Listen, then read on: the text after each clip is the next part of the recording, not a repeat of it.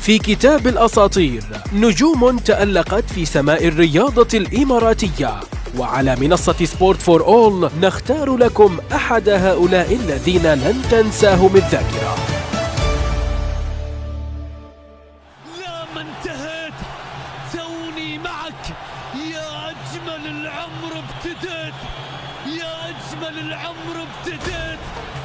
ولد اسماعيل مطر إبراهيم خميس الجنيبي في 7 يناير عام 1983 في إمارة أبو ظبي، ونشأ وترعرع على حب كرة القدم، حيث كان يقضي أوقاتا طويلة في ملعب الفريج ويخوض أكثر من مباراة واحدة في اليوم دون أن يهمه التعب وحالة الطقس.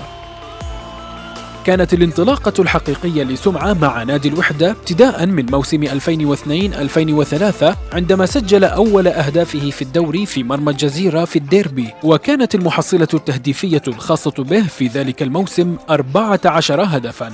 حقق سمعة لقب الدوري الإماراتي مع الوحدة موسم 2004-2005 مع تقديمه لأداء مميز رفع من قيمته وسمعته لدى الجماهير الإماراتية.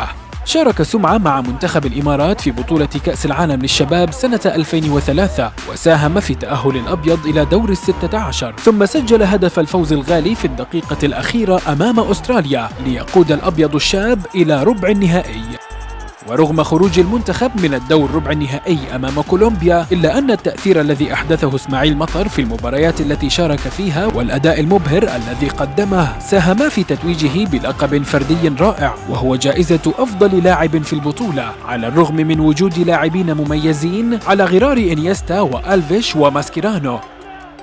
وبرز اسم اسماعيل مطر في بطولة خليج 2007 التي استضافتها الإمارات، وحقق لقبها بمساهمته الفعالة وأهدافه الحاسمة، حيث كان سمعة صاحب الهدف التاريخي على منتخب عمان في النهائي ليكون سببا في تتويج منتخب الإمارات بأول بطولة في تاريخه، وفاز أيضا بجائزة هداف البطولة وجائزة أفضل لاعب.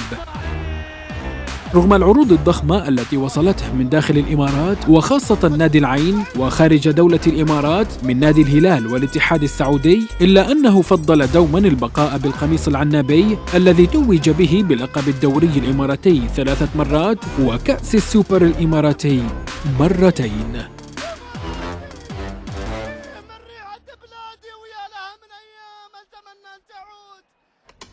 أساطير الرياضة الإماراتية، الكتاب الذي يملأ مكتبتك بالتاريخ ويستعرض لك الإنجازات الرياضية.